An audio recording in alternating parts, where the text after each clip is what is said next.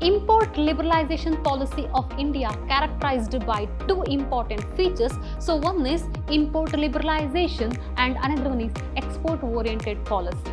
Under this scheme or a scheme which providing the cash assistant facility to export oriented system. Okay, so these are all the different measures coming under the export promotion measures. It is possible to increasing the exporting commodities, which helps to improving the balance of payment.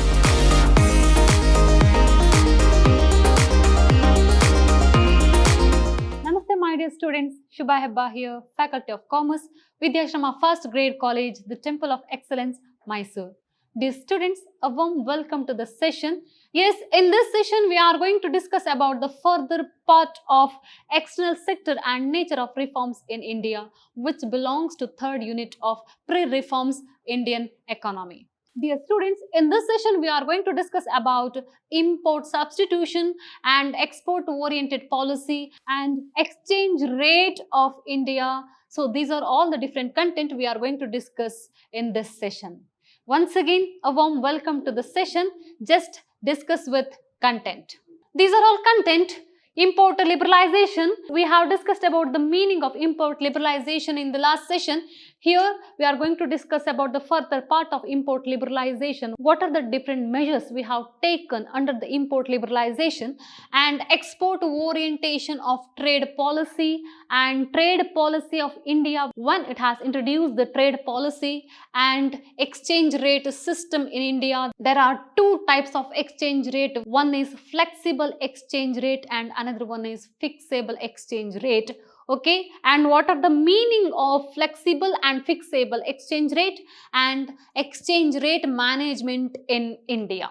So these are all the different content we are going to discuss in this session. Import liberalization policy of India characterized by two important features. So one is import liberalization and another one is export oriented policy. These two important policy measures which have taken by the government to stimulating the export trade and to maintain the economic growth. And of course, it is only facilitating the imports for very important products and capital goods.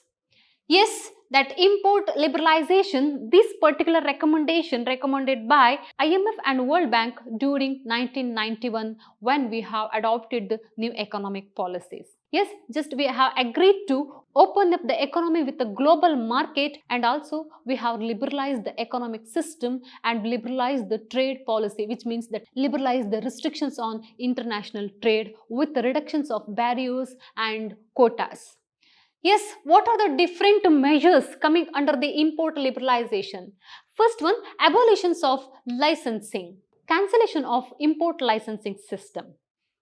By protections of domestic economy, just they have committed with the import licensing system before 1991 period. In the prior 1991 period, there were so many products were subject to import licensing transactions. But after 1991, which we have adopted the new economic policy with the liberalization of international trade, we have cancelled licensing policy, import licensing policies. Most of the important items of imports have been put on open general license. That will be open general license, OGL.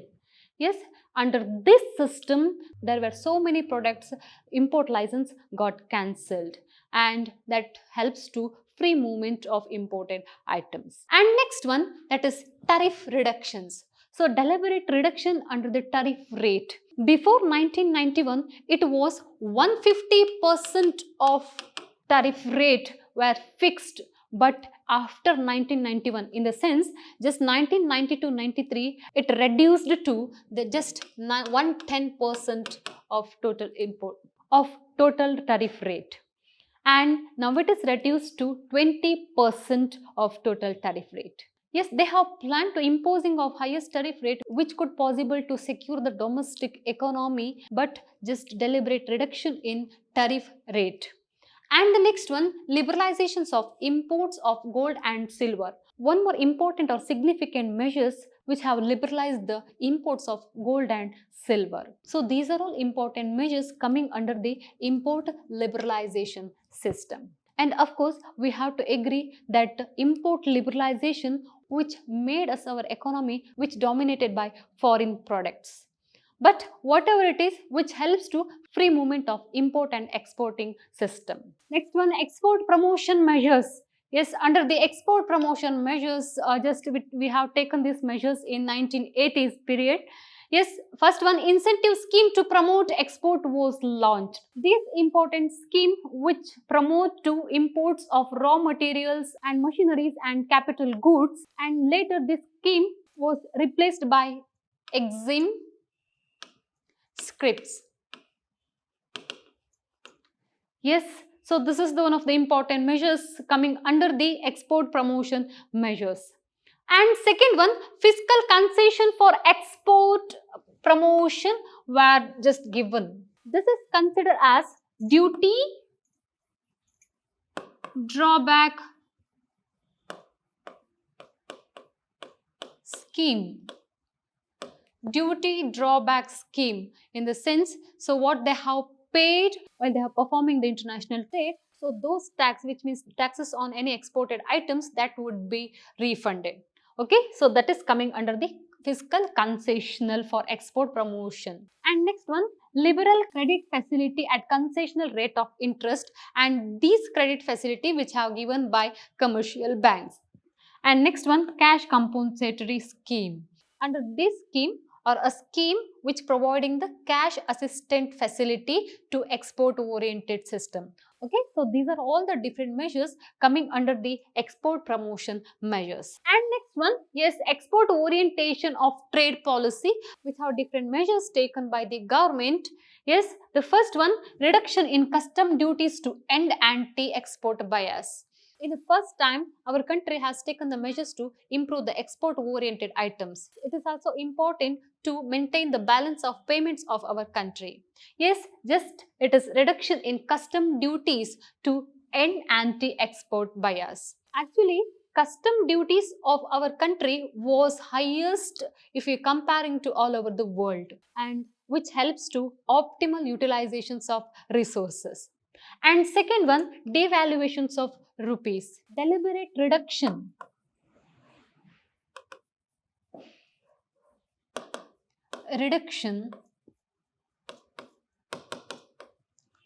in value of domestic currency.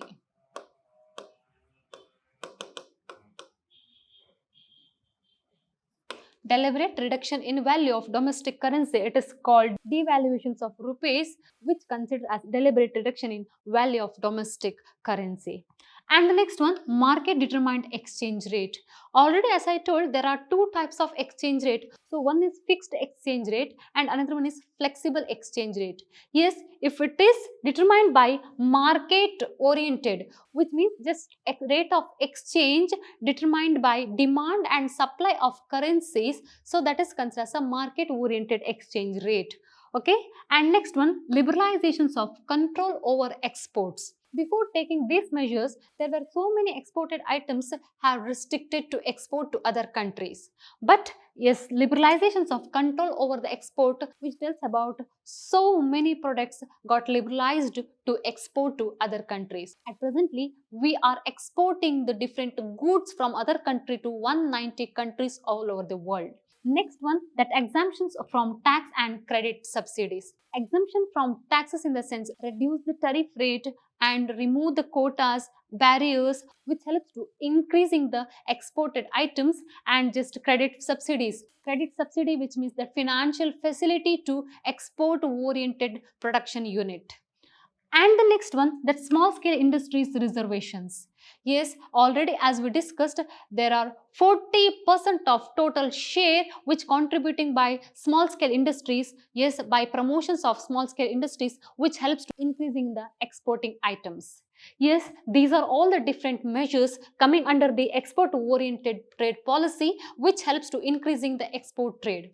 We know that if we are exporting more than the import, which tells about surplus balance of payments. And deficit balance of payment, if it is increasing in the import and decreasing in the export. And equal balance of payment, yes, equal balance between export and import. And surplus balance of payment, which country has more export than imports, which tells about the development path of economic system by international trade. It is indicated by export oriented system. It is possible to increasing the exporting commodities, which helps to improving the balance of payments. That is why the government has taken these oral measures to improve the exporting zone of our country. And the next one, yes, important topic which tells about the tariff policy of our country. Yes, this tariff policy provides a framework for increasing the export of goods and services, as well as just generation of employment and increasing the value of addition of the country. And we have adopted the globalization after 1991, which means we are ready to facing the competition with different economy of the world, which brings capital formation, which brings intellectual development. So these are all which tends to us in a new era. And of course, that international trade is not only for goods, it is not only for services. Here we are exporting, we are importing that all the employment, which means that all the factors of production, so land, labor, capital and organizations, also through foreign direct investment. Yes, our trade policy, our government just initiated through Make in India, Digital India, Skill India. These are all schemes which focusing on improving that economic system by their own way. If you are considering different certain features which belongs to that tariff policy in India, which helps to improve or that export promotion items, and which focusing on framework of policy of export promotion, and also which introduced a special economic zone, yes, SEZ, through the SEZ, which helps to maintain the quality of international trade through export promotion and state trading, and also development of certain export oriented industries. Yes, so these are all the different features and different matters which belongs to the tariff policy in India. Next, another one important topic, which is exchange rate. Yes, what do you mean by exchange rate?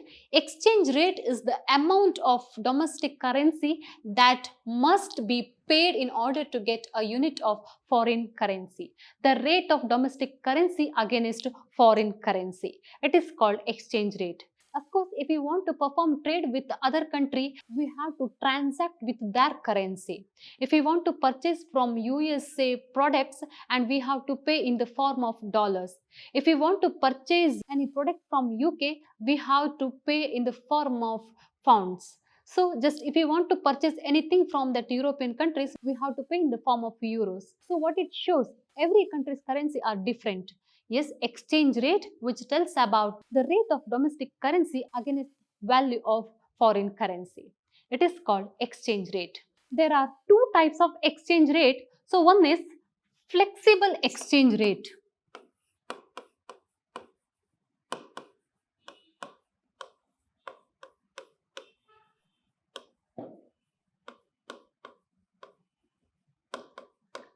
And another one is fixable exchange rate.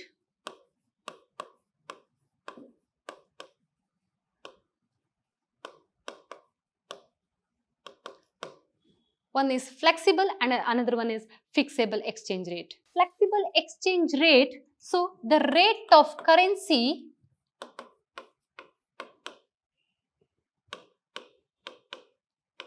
will get changed.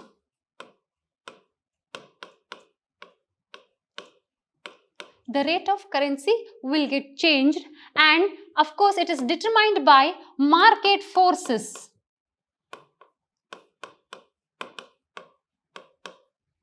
Yes, demand and supply. Market forces through demand and supply. If it is increasing in the demand, the rate of currency also will get increases. So by the way, by the market forces, the rate of currency will get changed. So if you are considering the example, if we are purchasing the US goods, yes, the dollar rate also will get increases. By the way, the rate of currency will get changed. It's determined by market forces. It is called flexible exchange rate. And next one, fixable exchange rate. The rate of currency will not get changed. The rate of currency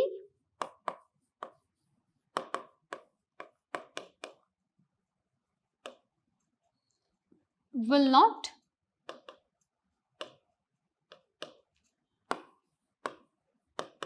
change, and which have determined by monetary authority.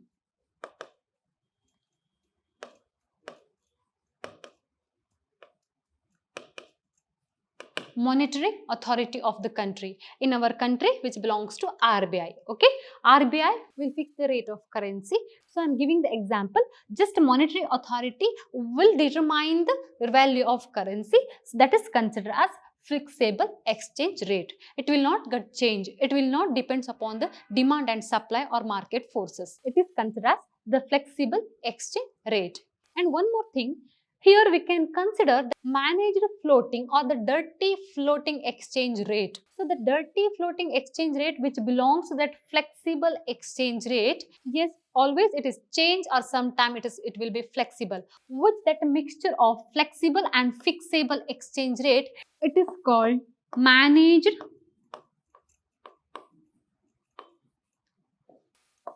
floating system. Managed floating system or dirty floating system, which is mixture of flexible and fixable exchange rate. Okay, so this is about different types of exchange rate. And yes, another one important issue, that is exchange rate management in India. What was the condition of exchange rate in India? It was fixed exchange rate during the period of 1950s, 60s, 70s period. That per value system, so under this per value system, the rate of exchange rate were fixed with the gold and to the UK pounds. And next one, that pegged regime. In 1970s and 1980s, just Indian currency pegged with UK pounds and US dollars. And the next one, LERMS. LERMS, liberalized exchange rate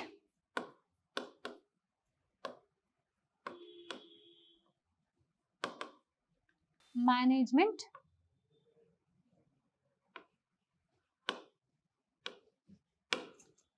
system. Liberalized exchange rate management system. Okay, under this system we have dual exchange rate system, which means the market rate or demand and supply which determine the exchange rate, and also that monetary authority also controlling the fluctuations in foreign currencies and domestic currencies. And the last one, market-based exchange rate regime. Yes, after 1991, in the sense during the period of 1993, we have adopted market-oriented or market exchange rate regime. Under this system, market-based rate allowed to all types of goods and capitals. Okay, so these are all the different facts of exchange rate management in India. Yes, dear students, this is the time to concluding this chapter. I hope you have understand about our foreign trade system. Here that import licensing is very important and export promotion measures also important, and what are the different features of external trade of our country. So that balance of payments, exchange rate. So these are all the different content also very important. I hope you have understand.